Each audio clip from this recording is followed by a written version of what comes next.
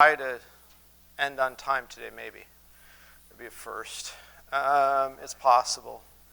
It's got to happen once eventually in this study. Jeff, could I ask you to open in prayer quickly? Heavenly Father, we thank you for Lord's Day. Lord, thank you for holy and separated from us in your holiness. Trust that word to us gives us an opportunity to follow the word and the blood. Thank you, Jesus, how he died on the cross for our sins, and without him we have no part of the day. So, Lord, we thank you for what Lauren's doing in the study this morning. Thank you that some of the teams will be in this morning. To learn more about Pastor Samson and Judges. Pray for Pastor as he's trying to rest seasonally into Tuesday, preaching later. Help us all to take that word to our hearts. Thank you. If you missed, there was a handout at the back, if you'd like it, that has some notes and overview of the book of Samson. The book of Judges, and we're at Samson at this point. So we'll be starting in Judges chapter 13 with our next judge and the last major judge in the book of Judges being Samson. And Samson is often kind of seen as this heroic, almost Captain America, Hulk-like figure, and is sometimes portrayed that way as this great heroic figure. But that's not really how the book of Judges portrays Samson. Certainly he does these great heroic feats that God enables him to do, but in terms of the major judges, as we've seen, Israel just kind of spiraling downward with this cycle of sinning, being oppressed for their sins, being delivered from their sins, and each time they sin again, it just gets worse. And what we've seen since Gideon is that's applied not just to the nation of Israel here, it's also applied to the judges, as the judges themselves have morally spiraled downward to the point where even though Samson is used by God to further God's deliverance of his people, Samson's life, his personal life, his actions are rather immoral, rather selfish, rather self-centered. Now, this doesn't prevent God from furthering his purposes and using Samson, but it does make Samson not the best role model and not somebody who is really a hero.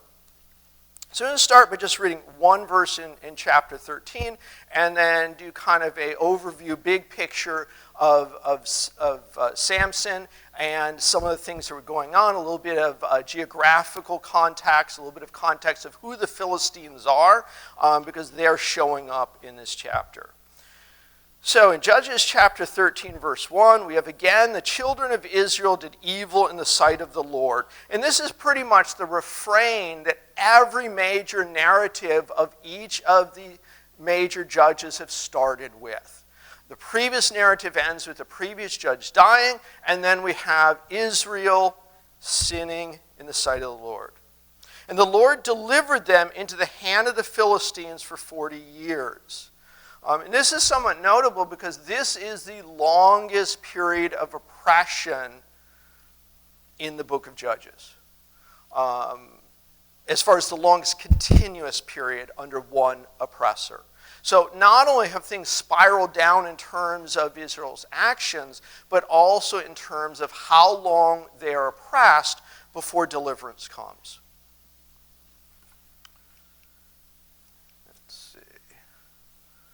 Get to that in a moment. Also, we have the Philistines. Now, the Philistines have been mentioned before.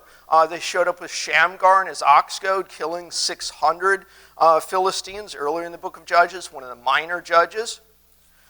The Philistines are a coastal seafaring people that were likely originally from the Mediterranean area.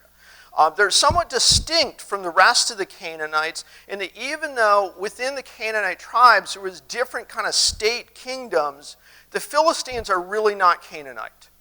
So their culture, their worship, their actions are a little bit different than the rest of the Canaanites. As far as where they lived, to orient ourselves, we have the Raisin, the Sea of Galilee, the Rope, the Jordan River, and the Dead Sea, the Raisins. So remember Israeli geography with the Raisin, the Rope, and the Peanut. Also known as the Sea of Galilee, the Jordan River, and the Dead Sea. And then we have our coastal line there. Let's see, Gilead, which is where we were with Jephthah, would be to the east of the Jordan River between the Sea of Galilee and the Dead Sea. We're going to be focusing on some of the southern tribes. The tribes that show up in this narrative are primarily the tribe of Dan, which is where Samson is from, and the tribe of Judah also makes an appearance. I'll throw Simeon in there, as Simeon's tribe also has territory in the southern region of the Promised Land.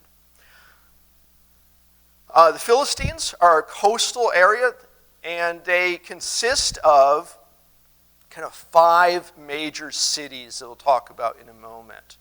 But the Philistines likely came from the Mediterranean. In the book of Amos and the book of Jeremiah, we're not going to go there, but in Amos 9:7 and Jeremiah 47:4, the Philistines are identified as being from Caphtor, or the Isle of Caphtor. And most Bible scholars think that the Isle of Caphtor was the island of Crete. So based on Amos and Jeremiah, it's likely that the Philistines migrated by water from the island of Crete, there were seafaring people, to the coastal region of the Canaanite region and took that area. What's interesting about that is in the last 5 or so years, DNA analysis of some human remains found in Ashkelon, which is one of the Philistine 5 major cities. This DNA analysis pointed to the bodies that were found. There was 4 of them found in an archaeological dig. This DNA analysis traced them to most likely Southern European origin and very likely from the island of Crete. Now, that wasn't the headline for that. It was DNA analysis places Philistines as being from Southern Europe and didn't really tie into the Bible. But it's not proof, but it's certainly consistent with the biblical narrative of the Philistines. And there is a bit of archaeological information about the Philistines. Really, there's not a lot written about them that shows up as compared to some of the other nations. And so some of the biggest and most full accounts of what we know about the Philistines come from the Bible. So it's nice to kind of see that archaeological evidence that is consistent with the Bible. And that really shouldn't be a surprise. In English culture, Philistine has sometimes come to mean uncouth or uncultured. It's not a term that's used a lot anymore, but it might be, oh, you Philistine, as far as uncultured, uncouth. It's really unfair to Philistine culture because the Philistine culture at this time was actually a very sophisticated culture. They had pottery, they were craftspeople that worked with metal, that made agricultural implements and also weapons. They had very sophisticated literature and art compared to Israel. They were not the uncultured, uncouth. They were, though, pagan and violent. They had a standing army, a professional standing army. Israel at this time didn't. They would just conscript individuals to fight, and then they'd go back to their sheep herding or their farming or whatever they were doing. Where the Philistines had a cultural structure that allowed them to have a standing army of professional soldiers, which really makes the account with the minor judge Shamgar of killing 600 Philistines with an ox goad even more remarkable. Because he wasn't just killing 600 Philistines, which is quite a feat in itself. These were professional soldiers who were armed with swords, with shields, who were trained to be soldiers. Where Shamgar unlikely to be the case, especially since he was using an ox goad, a rather non-traditional weapon. And we're going to see similar that carries out in the account of Samson also. Their primary god was Dagon, who's associated as being a god of prosperity and often a grain god. And that's going to kind of show up here in the account with Samson, probably next week. The only place where Dagon is associated with the Philistines is actually in the Bible. There really aren't a lot of references outside of that. Sometimes Dagon is portrayed as being this half man, half fish, and as being a fish god. And that at first seems to make sense, with the Philistines being this Mediterranean coastal seafaring people. But this is likely incorrect. Scholars think this is likely something that came about during the medieval time, where it was confused with another god of that time, and the images that were found that depict this weren't Dagon, the grain god, but were rather a different god. Nowhere in the Bible is Dagon identified as being a fish god. He's just identified as being this pagan false god that is worshipped by the Philistines and by others. Dagon was also a god in Syria and also in the Mediterranean region, which kind of links up with the Philistines not being Canaanite in origin, but having come from the Mediterranean region and brought their form of religion with them. They did a very powerful and violent army, and they had 5 major cities. So let's bring up a close-up map here. So here I've marked out kind of with the orange dots the Philistine cities that will come into play in the narrative of Samson. And the 5 major cities would be Gaza, Ashkelon, Ashdod, Ekron, and Gath. And then a couple other cities that show up in the narrative here will be Timnah, as that is an area that Samson goes and visits. It's a Philistine city. Let's see, what's the other Philistine city? Gerar is not specifically mentioned, but that is the location of the first mention of the Philistines and their interaction with the Israelites going back to the time of Abraham and Isaac. I'll talk about some of the other cities that are listed up there as we go along here. The first mentions in the Bible of the Philistines, we're not going to turn there, but Genesis chapter 20 and 21 is the first reference to the Philistines, and Abraham having contact with King Abimelech of Gerar, who is the Philistine king of the city-state Gerar. Abraham's interactions with him are mostly peaceful, except for with the issue of this is where Abraham is afraid that somebody is going to kill him to take his beautiful wife Sarah. And so to protect her, he says she's his sister. Now she is a beautiful woman.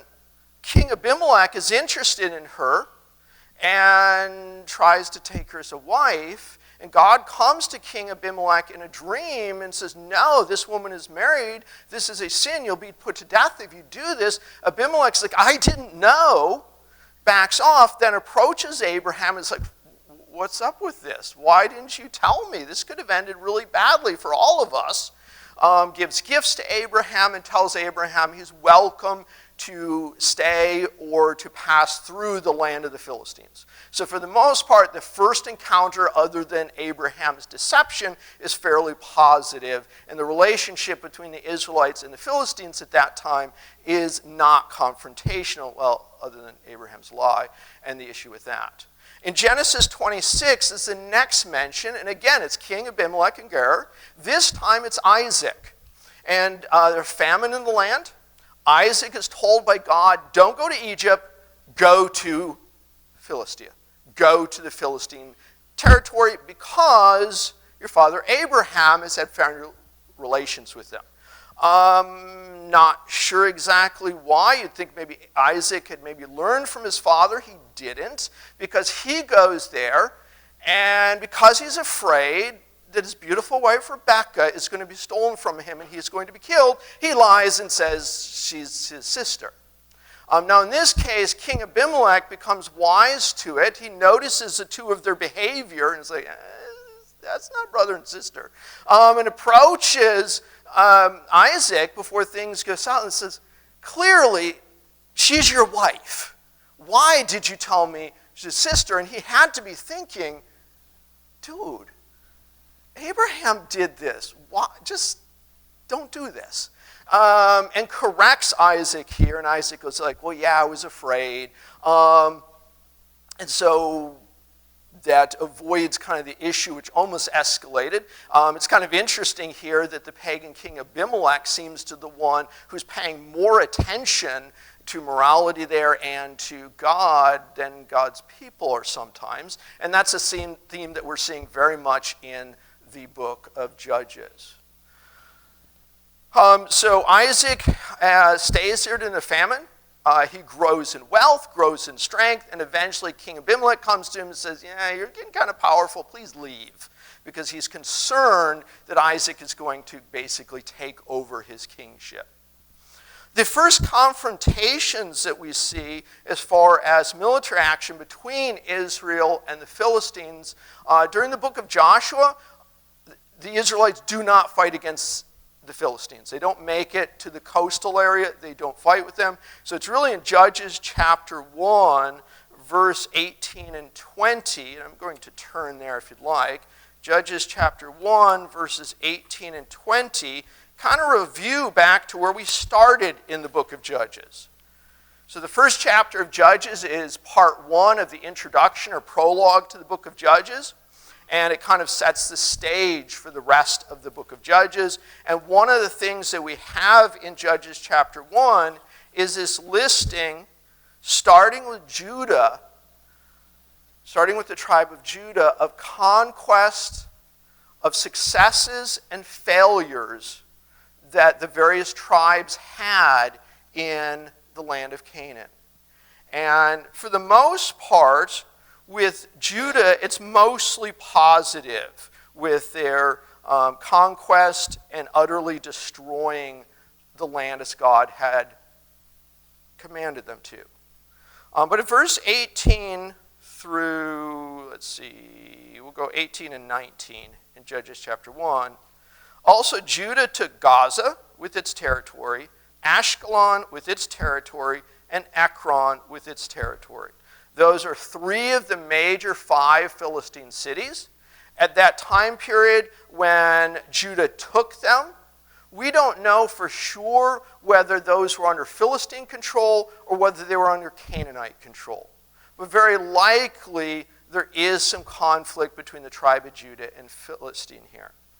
But in verse 18, this is a partial victory, because it goes on to say in verse 19, so the Lord was with Judah, and they drove out the mountaineers, but they could not drive out the inhabitants of the lowland because they had chariots of iron. And the lowlands would have been Gaza, Ashkelon, and Ekron. So even though these are listed as initial victories from Judah, going back to our discussion in chapter 1 quite a while ago now, it was only a partial victory, where Judah possibly drove the Canaanites out of that city and then were displaced by the Philistines as they came in, or possibly they just partially drove out the Philistines and then the Philistines from their other cities brought reinforcements from the professional army, their chariots, and drove Judah back out. And that was a point in this list of chapter 1, think back to that, where it started with the tribe of Judah as being fairly positive. There was this pivot point here where it started to show some of Judah's failings, and then all of the consequent listings of the tribe's conquest from there went downhill. I'm not going to read through all of those, but I am going to skip to where we get to the last tribe that's listed in Judges chapter 1, and that would be in verse 34. And the Amorites forced the children of Dan into the mountains, for they would not allow them to come down to the valley. As the Amorites were determined to dwell in Mount Heres and Aijalon and Shalbim. And when the strength of the house of Joseph became great, they were put under tribute. So in Judges 1, it's kind of a review way back to the beginning where we started. There's this progression that's laid out in that chapter of the conquest of Judah, some of the failings of Judah, and then each of the other tribes, it gets progressively worse until it gets to Dan. And at Dan has no conquest listed here. Not only did they not live with the Amorites chased them up into the mountains. And that's important because Samson is from the tribe of Dan. The first judge, Othniel, was from the tribe of Judah, the first major judge. The last major judge, Samson, is from the tribe of Dan. In that first chapter, there was a picture of where things were headed with the judges, with this picture of Judah being successful and Dan being not at all successful. This spiraling downward. We're going to see the same thing with Samson. Samson from the tribe of Dan is the least successful of the major judges.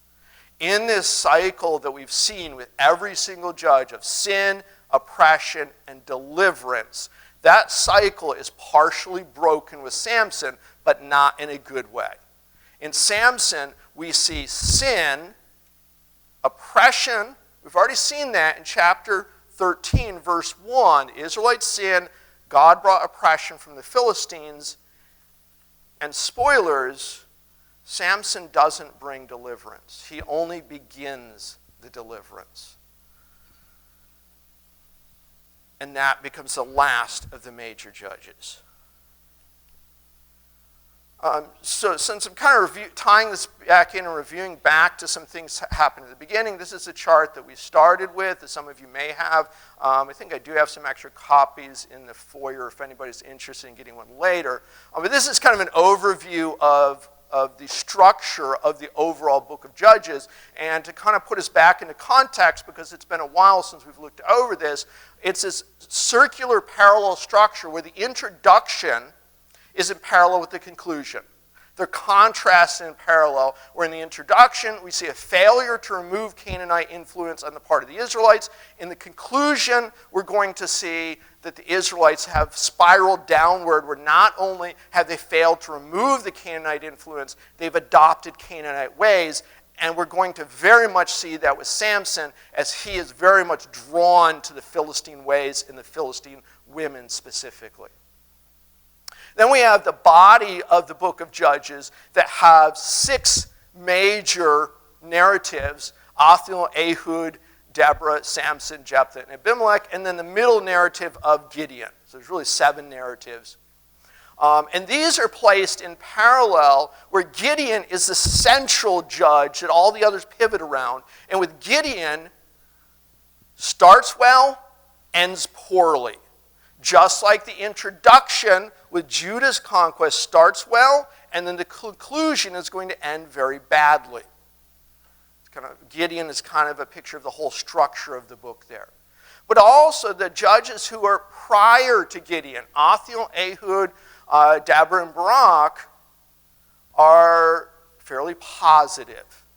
Whereas after Gideon, things go downhill fast, in that the next individual, Abimelech, isn't even a judge, he's a tyrant.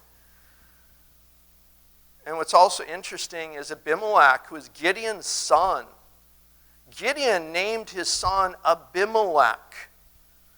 That's likely not an Israelite name, based on the fact that Abraham and Isaac met a Philistine king quite a while before this, whose name was King Abimelech. And Abimelech means, my father is king.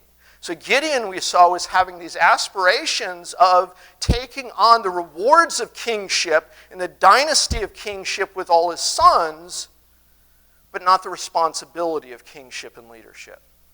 Abimelech took that one next step in that he wiped out all of his brothers, killing off most of Gideon's legacy, and then kind of setting himself up as this king and a tyrant and an oppressor. So we have this tie here between the Philistines having had a king Abimelech and the Israelites just having had Abimelech as this tyrant king over them. Along with that, each one of these, so Othniel That was not the button I wanted. There we go. Maybe not. Yeah. Anyways, the pointer's a little dim right now. Othniel and Samson are contrasted and parallel with each other. Ehud and Jephthah are. Deborah and Abimelech are. I didn't get to this last week with Jephthah, so I'm going to fill that in. But each one of these, so Deborah and Abimelech are in parallel with each other because of where they are structurally as being the judge before and after Gideon, or the narrative before and after Gideon. Ehud and Jephthah are in parallel structurally, and then Othniel and Samson are. But it's not just that where they're structurally placed in their order. Anytime in the Bible there are parallel passages that the reader is meant to take note of and to either contrast or see similarities in, there will be key words or key themes that draw them together. So I'm actually going to jump back to Deborah and Abimelech for a moment. So with Deborah and Abimelech, Deborah was the narrative before Gideon, Abimelech after Gideon. So structurally, they're in parallel with each other. But additionally, there's other clues. Deborah consisted of a narrative and a poem, a song of praise. The narrative of Abimelech consists of a narrative and a poem, the fable of Jether. So there's this clue that structurally both of them have a narrative and some poetry. And there's not a lot of poetry in the book of Judges, so that stands out. In both of those accounts, there is no solo judge in either one of them. In Abimelech, there's no judge mentioned at all. Abimelech is a tyrant, and so the emphasis in Abimelech is on God as the judge, God as the deliverer. Same thing in the account with Deborah and Barak. Even though Barak was called to be a judge, he was hesitant, and because of that, he recruited Deborah, and then the honor went to Jael. In both accounts, we have the oppressor being ended by a woman with a non-traditional weapon. In the account of Deborah, we have Jael taking a hammer and a tent peg and killing General Sisera and ending his oppression of Israel. In Abimelech, we have an unnamed woman dropping a millstone on Abimelech's head. In both cases, we have a woman dealing a fatal blow to the oppressor's leader's head. That puts those two kind of in parallel. Now, there are some contrasts also in that with Deborah, the oppression is external. It's Canaanite. In terms of Abimelech, the oppressor is internal. Abimelech's an Israelite.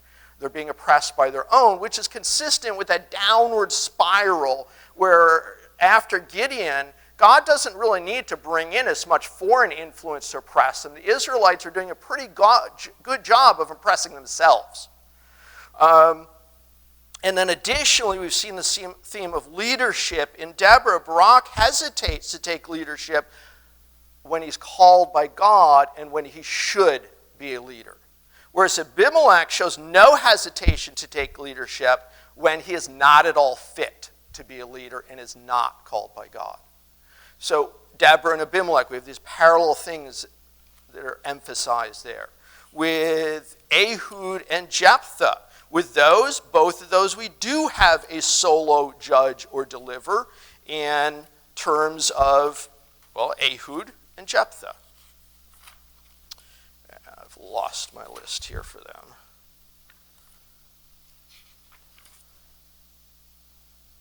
Where am I? There we go.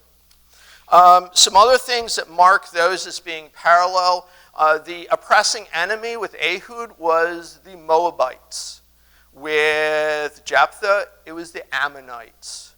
The Moabites and the Ammonites were both descendants of Lot through the sinful relationship that Lot had with his two daughters when they got him drunk because they were afraid that he was going to have no sons, and they were afraid they were going to have no husbands. So there the enemies are a similar root as far as the relatives through Lot.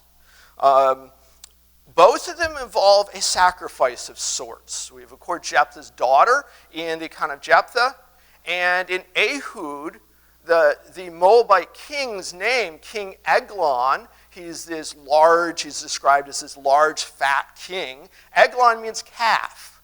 So when Ehud assassinates him, he is killing or sacrificing the fatted calf, so to speak. So that kind of also bolsters that Jephthah probably did really sacrifice his daughter, because it's in parallel with the fatted calf Eglon being killed or assassinated by Ehud. And then both Ehud account and Jephthah end with battle at the Jordan. Ehud, after he assassinates the Moabite king Eglon, calls the Ephraimites to him, and the Ephraimites come to him and rout the Moabites as they're trying to flee across the fords of Jordan. So Ehud works positively with the Ephraimites to have conquest over the oppressing Moabites. In Jephthah, we saw last week, Jephthah also has conflict at the fords of Jordan with the Ephraimites. But here, sadly, it's not the Ephraimites coming to help him. It is he and the Gileadites slaughtering and killing 42,000 of the Ephraimites. And so again, with both of those accounts, there's some similarities, but there's a spiraling downward where with Ehud, we have a positive partnership between Ehud and the Ephraimites at the fords of Jordan. With Jephthah, we have this horrible civil war and destruction of many of the men from one of the tribe of Israel, with Jephthah leading the Gileadites against the Ephraimites. So Othniel and Samson are placed in parallel with each other. Now, one of the first things in contrast between them, Othniel of the major judges is the shortest account. Samson is the longest account. As we've gone through these, each judge, the account has gotten longer and longer. And I think it's because as each judge has gotten worse and worse, there's been more to correct. There's been more problems. I teach, I found that when I grade, if I have a well-written assignment, it is very quick and easy to grade and let the student know, good job, that's excellent, you did everything well in this, and move on. Whereas the poorer the assignment is, the more time that I need to take, not just putting a low grade on it, but putting notes as to what they didn't do correct and what they need to correct in future assignments.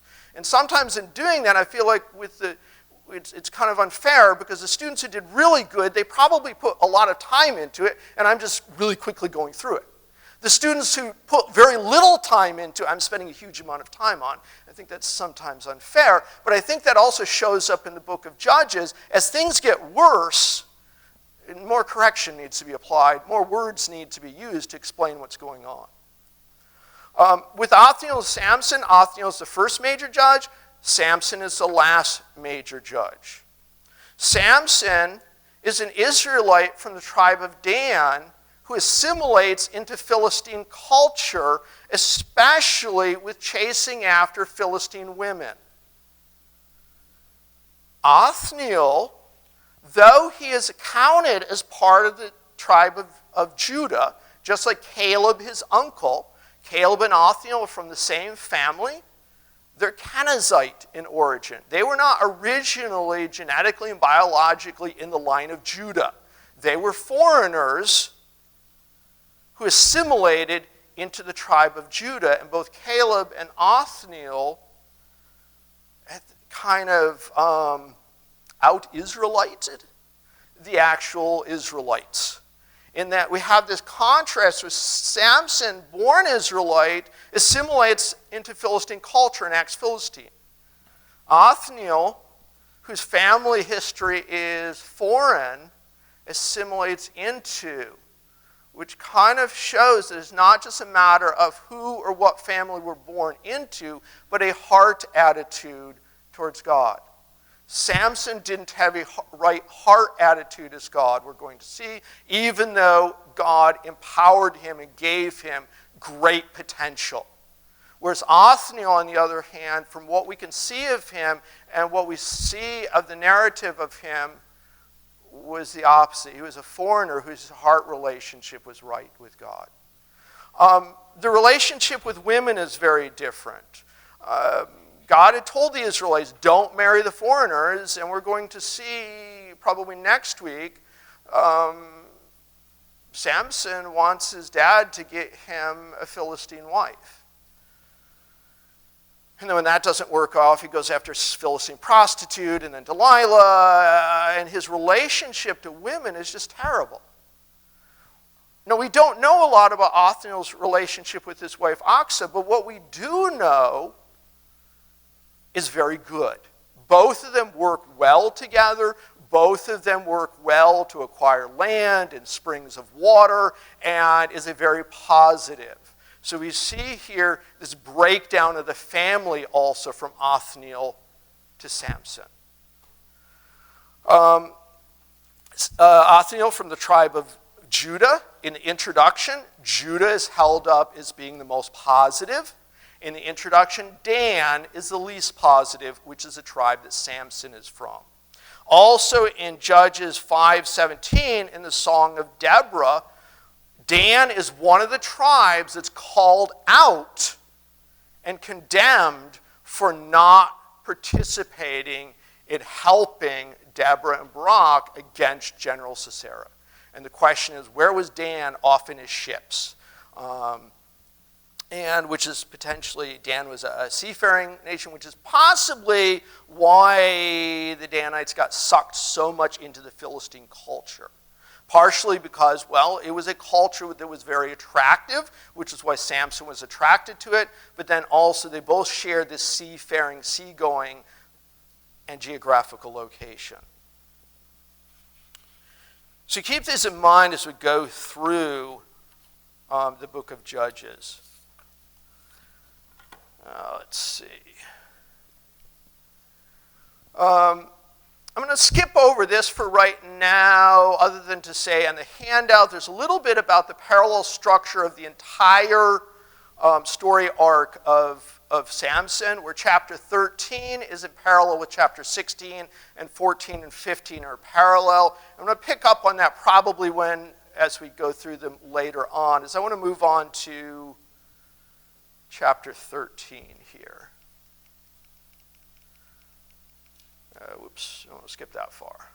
So let's get back into chapter 13 here.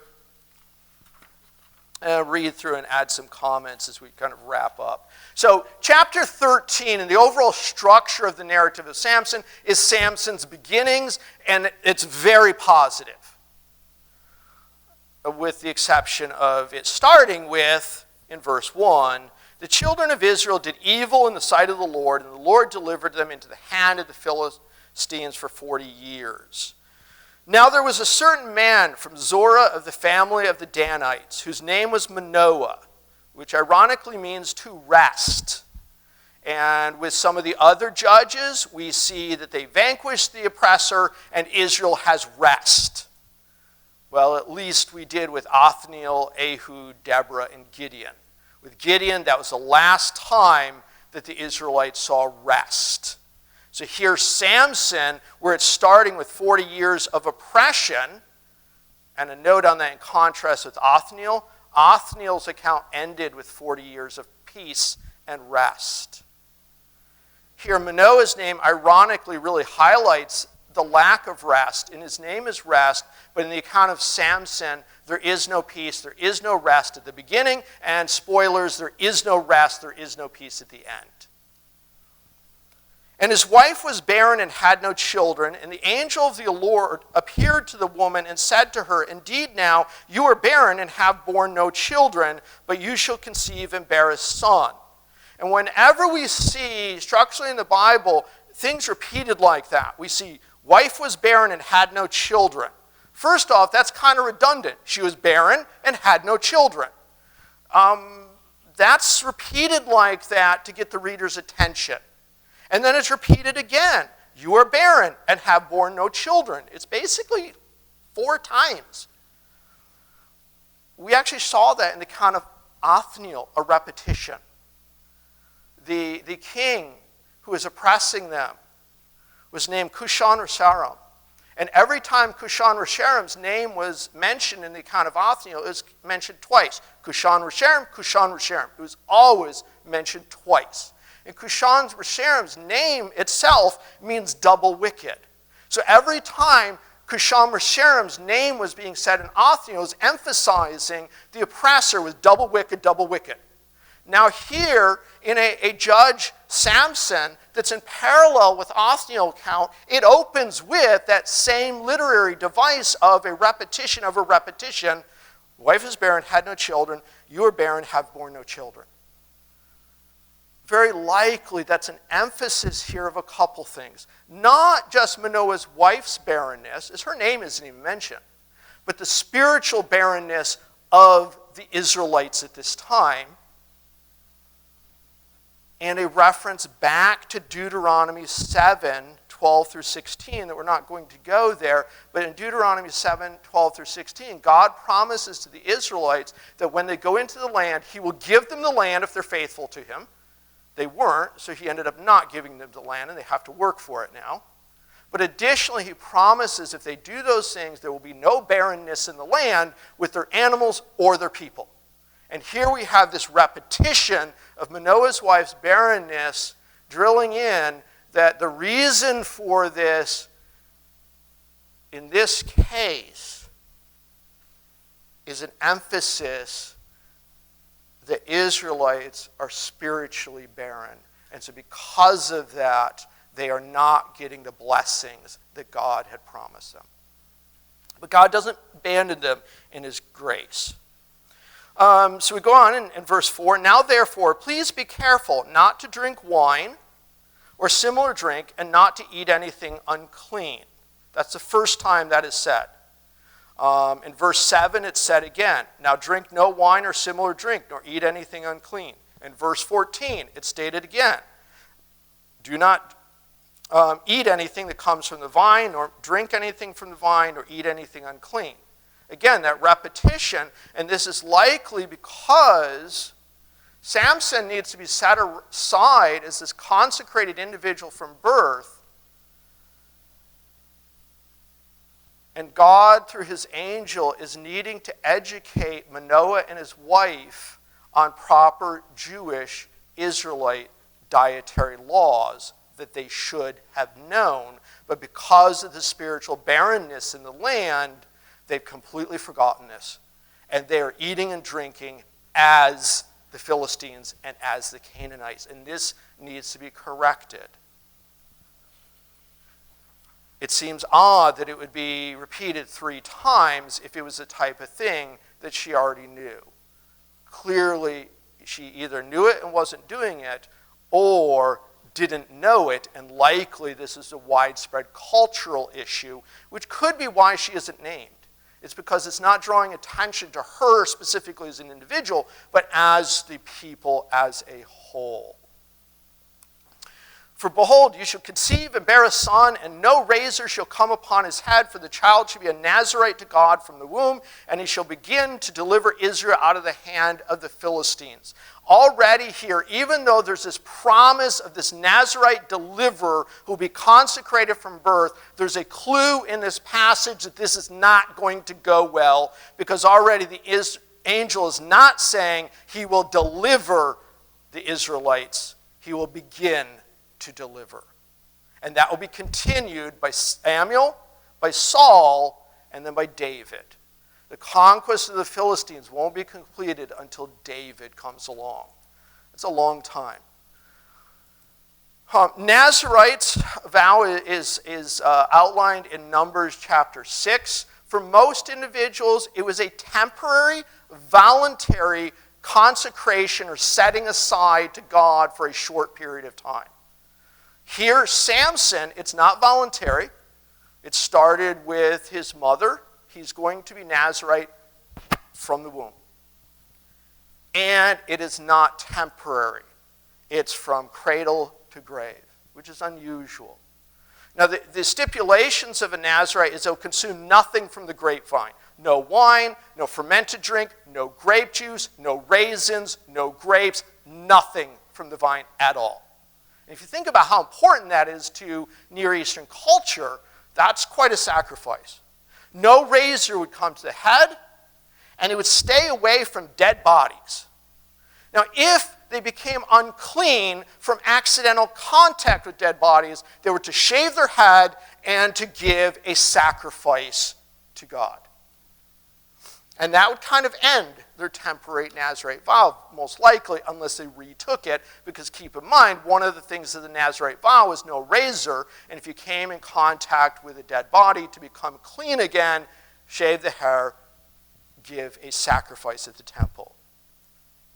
So in verse 6, the woman came and told her husband, saying, "A man of God came to me, and his countenance was like the countenance of the angel of God, very awesome.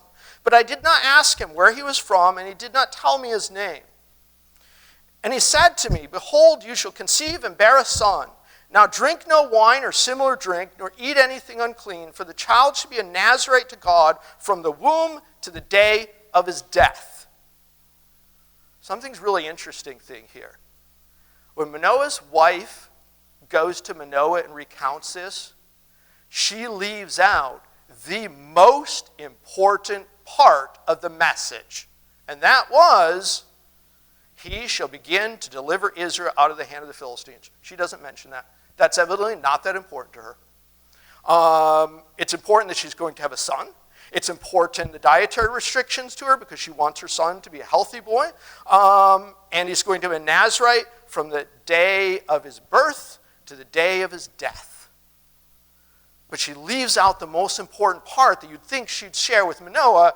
He is going to be the next deliverer. Nope, that's left out. That's another clue that even though there's this positiveness in this chapter, is if we think back to other accounts of women being barren in the Bible, Abraham and Sarah, Isaac and Rebekah, Jacob and Rachel, all of those ended well. All of those ended up positively. And we think forward to Hannah and Samuel, Elizabeth and John the Baptist, Mary and, she wasn't really barren, and Jesus Christ.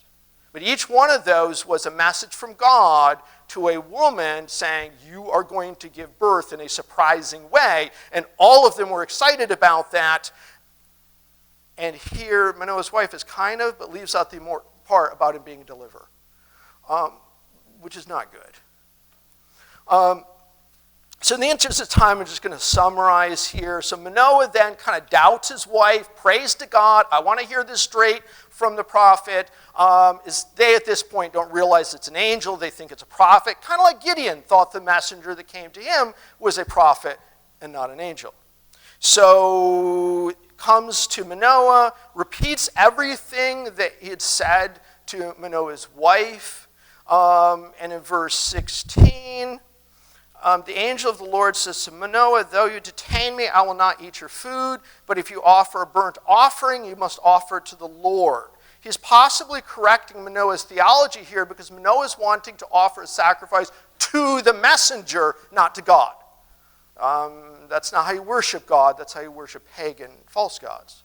And in verse 17, Manoah doesn't get the message because he says to the angel, after the angel corrects him, what is your name? And when your words come to pass, we may honor you.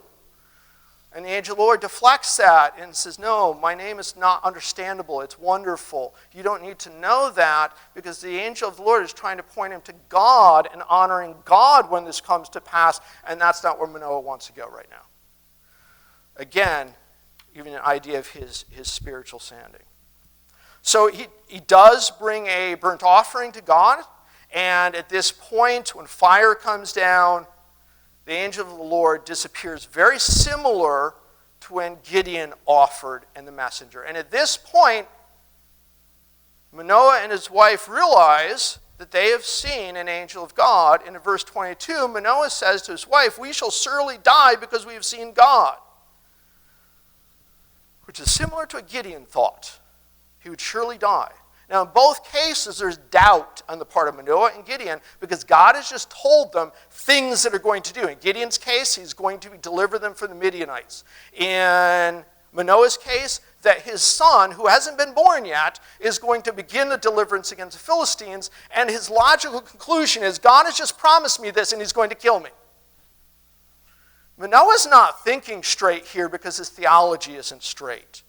Now his wife, to her credit, does chime in and says, if the Lord had desired to kill us, he would not have accepted a burnt offering and a grain offering, nor would he have shown us all these things, nor would he have told us such things, that they're going to have a son and he's going to begin the deliverance of Philistines, if he was just going to kill them. It makes no sense. And so Manoah realizes his wife is right here. And so in verse 24 and 25, so the woman bore a son and called his name Samson, and the child grew, and the Lord blessed him. And the Spirit of the Lord began to move upon him at Manadan between Zorah and Eshtaol. The name Samson here is kind of odd. It's not really a Hebrew name. Samson means sunny or sun man. Not far from Zorah and Eshtaol is Bet Shemesh. Bet Shemesh was originally a Canaanite city where there was a temple to the Canaanite goddess of the sun, Shemesh. Here we have Manoah and his wife naming this individual who God, Jehovah God, has just promised them will begin the deliverance of the Israelites from the Philistines, and they chose what is likely a Canaanite name as a reference to a Canaanite sun god, Samson, Sunny, or the sun man. So in some ways, chapter 13 is very positive and hopeful in that it ends with, so the woman bore a son, called his name Samson. The Spirit of the Lord began to move upon him, and his promise he will begin the deliverance of the Philistines. But as we've looked through here and pointed out, there are clues here that this is not going to go well. This is not going to go well at all. And I'm way over time, as usual. Apologize for that. Next week, we'll continue on into Judges 14. And let's close in prayer quickly. Dear Heavenly Father, thank you for these words that are a warning to us, that we would not fall into the same turning our back on you that the Israelites did here. But also, as we look forward and look in the book of Judges, despite this sin, God is gracious to always draw his children back to him and to show grace to them. Pray for this morning's service. Bless it to your use. In Jesus' name, amen.